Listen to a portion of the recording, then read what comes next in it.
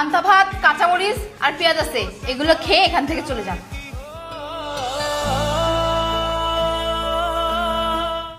বৌমা একটু তরকারিও নেই? কেন, বাজার কি আপনি করছেন? হ্যাঁ, যে আপনাকে সুন্দরভাবে রান্না করে গরু, খাসি, মাছ সব খাওয়াবো? যা দিয়েছে এগুলো খেয়ে এখান থেকে বিদায় হন।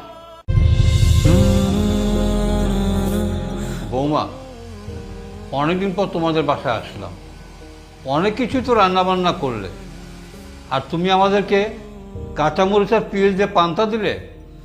ওলে বাবালে, বুড়ার মুখে বুলি ফুটেছে। এই যে এতদিন পর আসছেন, তাতে কি হয়েছে? হুম, কোরমা পোলা রান্না করবো আপনার জন্য, নাকি গরু জবাই করবো? কোনটা? গরু খাসি? যা দিয়েছি তাই দিয়ে খেয়ে এখান থেকে উঠে যান আপনার ছেলে আসার আগেই। আর একটা কথা বললে না, নাকি অপমান করে ছাড়বো। আর অপমান করে লাভটা কি? এত কথা বলি তারপরও তো আপনার গায়ে লাগে না, লজ্জা নাই তো আপনার? বুড়া খাটাস কোথাকার। ভাবি, আপনি আমাদের সাথে এরকম ব্যবহার কেন করতেছেন? বাবা তো ঠিকই বলছে, আমরা এতদিন পর আপনার বাসায় আসলাম, আপনি আমাদেরকে শুধু পেঁয়াজ আর মরিচ দিয়ে পান্তা খাইতে দিছেন।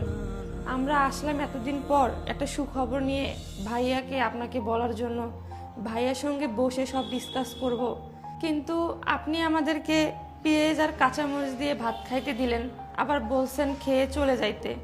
আমরা তো ভাইয়ার সঙ্গে দেখা করতে আসছি, ভাইয়া আসুক, ভাইয়ার সঙ্গে কথাবার্তা বলি, তারপর নয় চলে যাব। চুপ!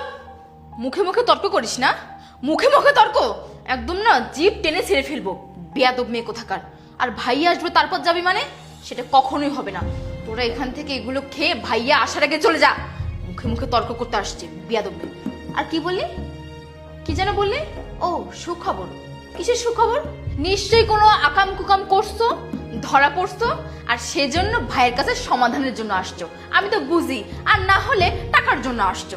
ভাইয়ের কাছে তো আসলেই টাকা পাও, কদিন পর পর ভাইয়ের কাছে টাকা নাও, অসহ্য লাগে আমার কাছে। এই, তোরা কেন আসিস আমার বাসায় বলতো? ভালো লাগে না আমার। ভাইয়ের কাছ থেকে তো পড়াশোনার নাম করে করে অনেক টাকা নিছিস, গর্ব করে বলেছিস এই যে আমি টাকা নিলাম ভাইয়া, আমি তোমাকে একদিন বলবো, দেখাই দিব আমি অ্যাডভোকেট হব। কি হয়েছিস? হ্যাঁ, আজকে কোথায় গেল তোর অ্যাডভোকেট হওয়ার পাওয়ার?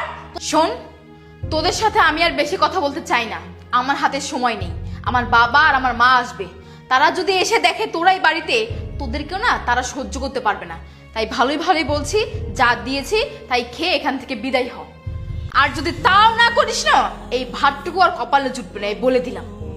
ভাবি, আমরা আসলাম একটা দরকারে ভাইয়ের সাথে কথা বলার জন্য, আপনি আমাদেরকে খাবার দিয়ে যতগুলো কথা